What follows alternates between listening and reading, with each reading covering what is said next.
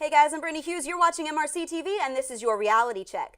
Donald Trump won the presidential election on Tuesday night, and if you're bummed about the results, if you're fearful of what the next 4 years might bring, you are welcome to hop on the gravy train that millions of Americans have been riding on for the last 8 years. There's plenty of seats. But regardless of what you think about Trump, no matter how you feel heading into next year, let me make one thing very, very clear. Trump's victory was not because people flooded the polls in support of a candidate that they adored.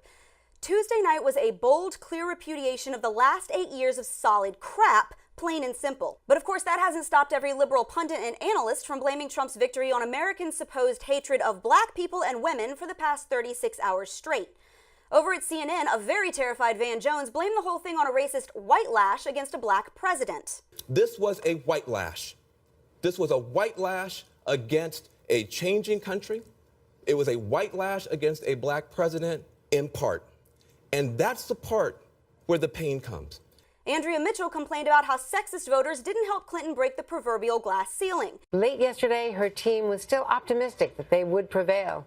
Instead, they are now planning a concession speech shortly this morning as history is put on hold yet again. The New York Times whined that Trump was elected by misogynists who hate women. Yeah, because 30% of Hispanics, 13% of black men, and 45% of white, college-educated women voted for Trump because they hate Barack Obama's skin color and Hillary Clinton's anatomy. Because there is no other possible reason why anybody would have voted against the liberal line. It must be racism. It's always racism. Here's the deal. Since some people cannot get through their thick skulls, let me clear it up. This did not happen because Americans are sexist, racist bigots.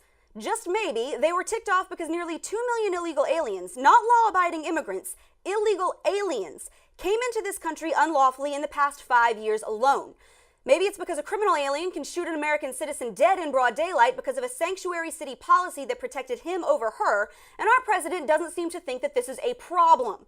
Maybe it's because Americans got a disastrous healthcare deal rammed down their throats and the whole thing is now falling apart. Thousands of people have lost healthcare plans that they already had, only to have them replaced with new healthcare plans that they didn't want, that their doctor didn't take, giving them coverage they didn't need at a price they couldn't afford. Maybe people are sick of being called homophobic, transphobic, xenophobic, racist, sexist, and patriarchal whenever they happen to disagree with some special snowflake who can't stand to have his feelings hurt. Maybe people got tired of watching America send millions in taxpayer funding to fight climate change while folks back in coal country lose their homes because they can no longer pay their mortgage. Maybe people want to keep their guns and stop killing babies. Maybe it's because we added another $10 trillion to the national debt and more than 13 million people to the food stamp program. Maybe people are sick of endless terror attacks and riots in the streets whenever Black Lives Matter gets pissed off about something. And maybe it's because people just didn't feel like signing up for another 4 years of the same tired, terrible progressive policies that have already screwed them over 6 ways to Sunday for the past 8 years. You don't have to agree with it and you don't have to like it, but here's the thing. Facts and data, they don't really give a crap about your feelings. And that's your reality check, America. Stay sane out there. Thanks for watching, and if you like this video, check out more on our YouTube page or at mrctv.org. And as always, like us on Facebook and follow us on Twitter.